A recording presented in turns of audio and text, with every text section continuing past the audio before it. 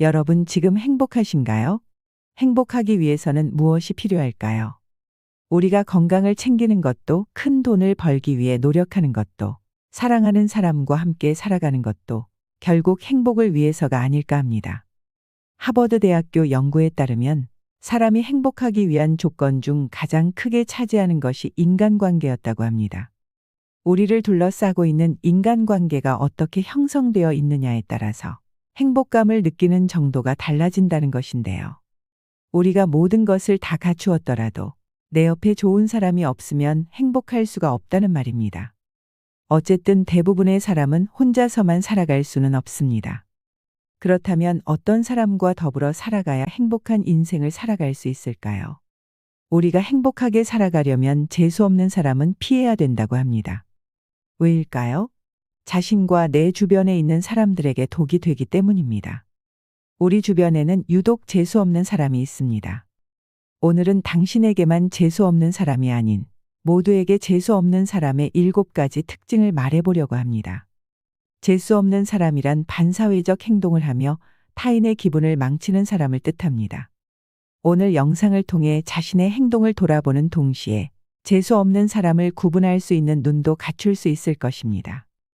인간관계로 스트레스 받는 분들이나 좋은 인간관계를 맺고 싶은 분들은 오늘 제가 말씀드리는 이것만 기억해 두시면 좋겠습니다. 먼저 재수의 사전적 의미는 재물이나 좋은 일이 생길 운세라고 하는데요. 그러니까 어떤 사람을 만났을 때 재물이라든가 재물은 아니더라도 좋은 일이 생길 그런 사람을 만나야 좋은 운이 따라올 것입니다. 만가지 복을 부르는 인간관계의 법칙, 지금 바로 시작하겠습니다. 이런 사람은 절대 상대하지 마세요. 첫 번째는 정치적으로 극단적인 사람입니다. 이 말을 듣자마자 공감하시는 분들 정말 많으실 텐데요. 지금 머릿속에 떠오르는 사람이 분명 있으실 겁니다. 정치에 관심이 있다는 건 좋습니다. 그런데 극단으로 치우쳐서 정치 얘기만 나오면 흥분하시는 분들이 있습니다. 입에 담지 못할 욕부터 나오고 나와 생각이 다르면 바보 취급을 하는 경우도 다반사입니다. 이런 사람은 만나서 하는 얘기가 전부 정치 얘기밖에 없습니다. 다른 얘기 좀 하고 싶어서 말을 꺼내면 어느샌가 다시 정치 얘기로 돌아와서 그 얘기만 하는 겁니다. 실제로 화목하자고 모인 가족 모임에서 정치 얘기를 꺼냈다가 치고받고 싸우고 다투는 경우가 부지기수입니다. 나와 다른 정치 성향을 가진 것만으로도 가족의 연을 끊는 경우도 발생합니다. 평생토록 친구였던 사이도 한순간에 멀어지게 만드는 것이 바로 이것입니다. 요즘 사회적으로도 정말 많은 문제가 되고 있는데요. 특히나 나이가 들수록 이해의 폭이 넓어지는 분들도 계시지만 고집스럽고 생각의 유연함이 떨어지는 사람도 있습니다. 흑과 백으로 나눠서 사람을 판단하고 하루 종일 정치 얘기만 하시는 분들은 주위에 좋은 사람들이 많이 모여들지 않습니다. 사람마다 생각이 다를 수 있는 것을 인정해야 합니다. 이것도 있을 수 있고 저것도 있을 수 있다는 것입니다. 좌도 있을 수 있고 우도 있을 수 있지요. 그러면 그렇게 서로 수용하고 너는 입장이 그렇구나. 나는 이런 입장이다 하면 됩니다. 정치 가지고 너무 세세하게 이게 옳다 그르다 따지기 시작하면 끝도 없습니다. 기분 좋게 담소나 나누자고 만난 자리에서 쓸데없는 토론이 벌어지면 감정만 상하기 쉽습니다. 그러니 그렇게 말싸움할 이유가 없는 겁니다. 아득바득 너 같은 놈은 상대하네. 이런 식으로 말이 나오게 되면 정말 곤란합니다. 자기 말이 무조건 맞다고 생각하고 다른 사람의 말은 안 들으려 하는 사람은 발전이 없습니다. 어떤 문제 상황에서도 내가 최고고 내 방식대로 타인을 통제할 수 있다고 자부하는 사람은 곁에 둘 필요가 없습니다. 그들은 당신의 마음에 관심이 없고 당신의 말에 집중하지 않습니다. 제가 얼마 전에 본 분도 가족 간의 명절 때 정치 얘기를 나누다가 네 말이 맞니? 내 말이 맞니? 첨예하게 대립을 했다고 합니다. 이제는 그냥 거의 남이라고 해도 믿을 만큼 사이가 벌어져서 회복 기미도 없다고 하는데요. 옆에서 가족들이 아무리 그만하라고 말려도 그 이상한 자존심 때문에 결국 사이가 틀어진 것입니다. 아마 우리 구독자분들 중에서도 이런 경우가 참 많을 것입니다. 스스로 정치 성향이 극단적인 것 같다는 생각을 하시는 분들은 차라리 그 소신을 입 밖으로 드러내지 않는 것도 모두의 평화를 위한 방법이 될 수 있습니다. 두 번째는 궁합이 안 맞는 사람입니다. 여기서 말하는 궁합은 사주를 따져서 맞는지 안 맞는지를 본다기보다 나와 합이 안 맞는 사람을 말합니다. 요즘 말로 케미가 안 맞다 그러지요. 우리가 사회생활을 하다 보면 별별 사람이 다 있습니다. 어쩔 수 없이 사람을 만나야 하는 직업을 가진 사람들은 사람한테 질렸다고 표현하는 사람도 많지요. 마음 힘든 것보다 몸 힘든 게 낫다고 하는 사람도 많습니다. 육체적인 노동보다 감정적인 노동이 더 힘들 수도 있는 것입니다. 그런데 곰곰이 반대로 생각하면 그 별난 사람에게는 내가 별나다고 생각될 수도 있는 것이지요. 모든 것이 상대적입니다. 그냥 잘 지내고 싶어도 이상하게 나와 안 맞는 사람이 있습니다. 노력한다고 해서 억지로 되는 것은 아닌 경우입니다. 자라온 환경이나 생각하는 방식이 너무 다르면 억지로 그 관계를 이어나가려고 하다가 오히려 더 오해를 사고 관계가 틀어지는 경험을 하게 될 때가 있습니다. 그럴 때는 애써 그 인연을 붙잡으려고 할 필요가 없습니다. 그리고 상대를 이해시키려고 할 이유도 없는 것이지요. 어느 정도 인간관계의 도가 트인 사람은 이 사람하고는 만나지 말아야겠다 하고 판단되는 순간이 옵니다. 나와 아닌 인연을 끊어낼 줄 아는 것도 살아가는 지혜입니다. 굳이 내가 스트레스 받아가면서 무리해서 맞춰갈 필요는 없는 것입니다. 주위에 나와 잘 맞는 사람과 잘 지내시면 됩니다. 나와 안 맞는 사람하고 같이 있으면 있을수록 나중에 나에게 독이 되어 돌아올 수도 있으니 그런 사람과는 교류하지 말고 피하시기 바랍니다.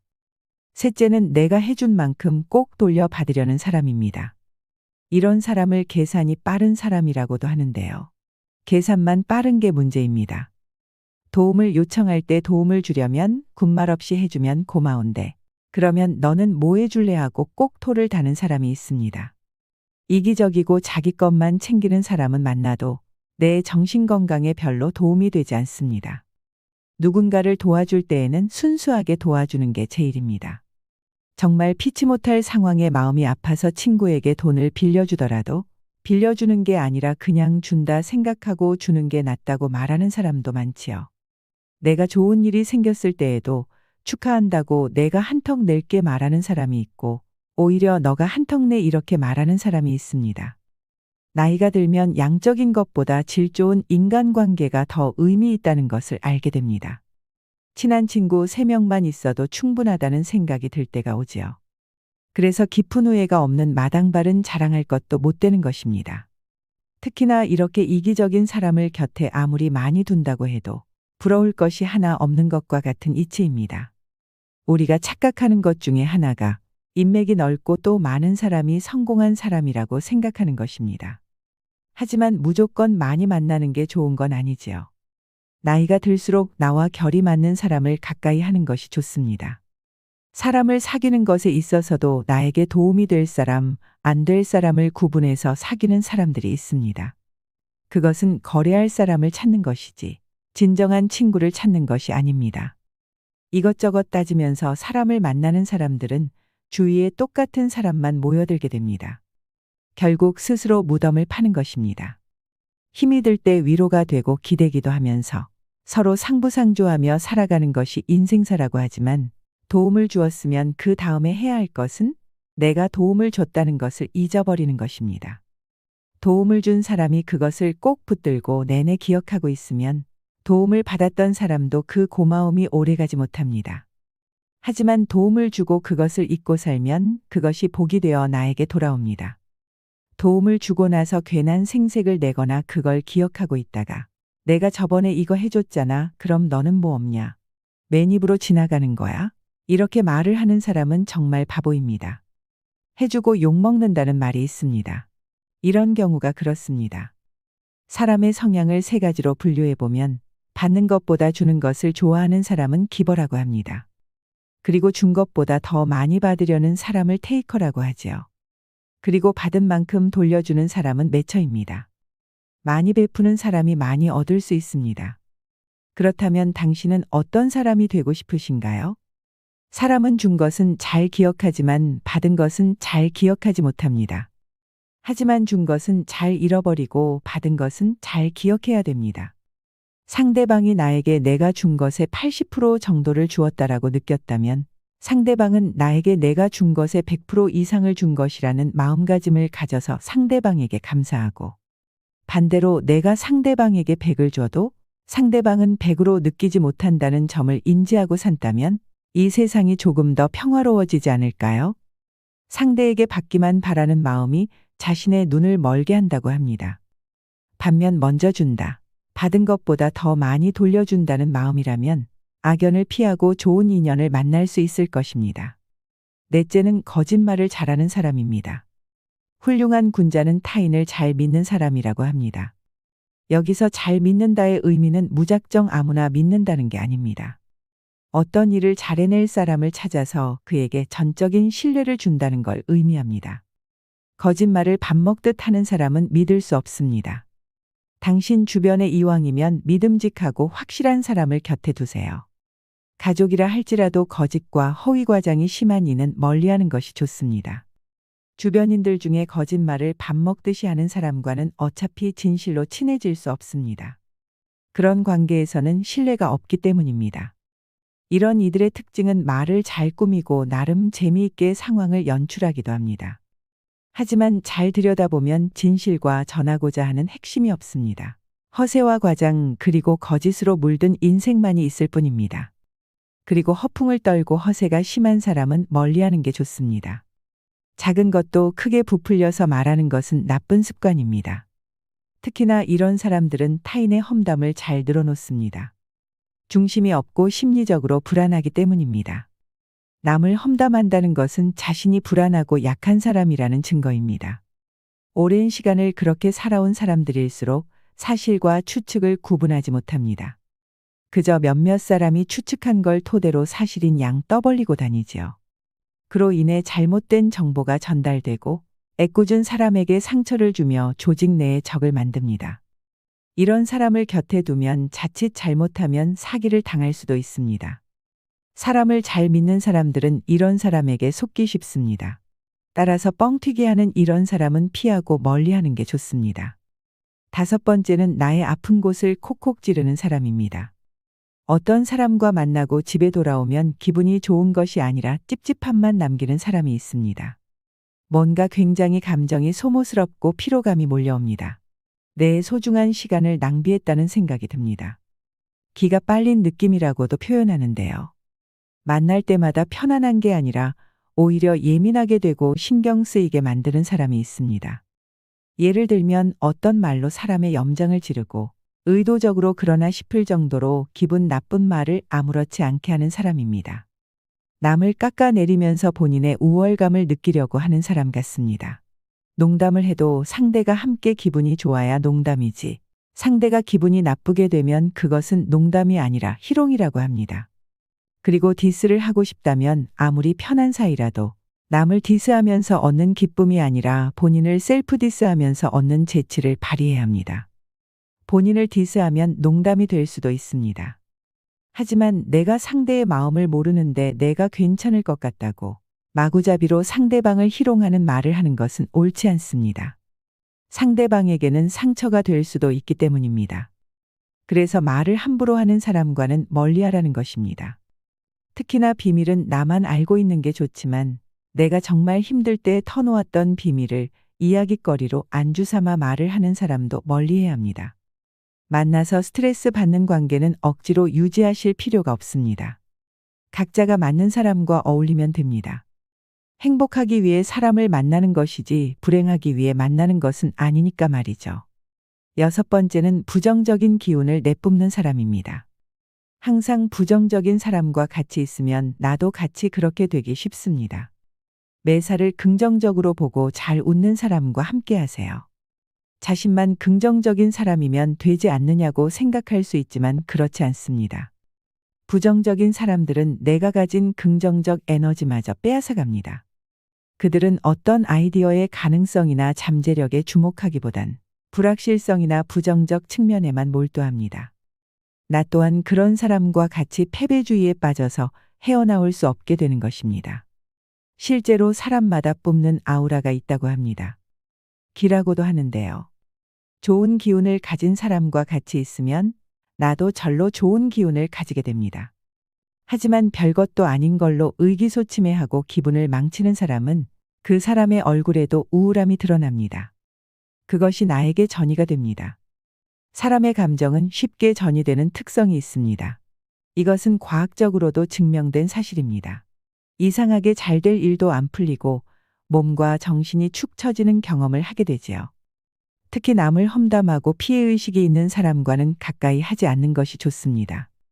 피해의식에 젖어 있는 사람은 언제나 변명하며 남 탓을 합니다. 여러 유형들 중 최악이라고 할 수 있습니다. 이들은 책임감이 없으며 주변 사람들을 비난하기 바쁩니다. 내가 존경할 수 있고 닮고 싶은 사람과 만나세요. 배울 점이 있는 사람과 함께해야 내가 더 좋은 사람이 될 수 있습니다. 좋은 사람 곁에는 좋은 사람이 모이고 그렇지 않은 사람 곁에는 그런 사람이 모입니다.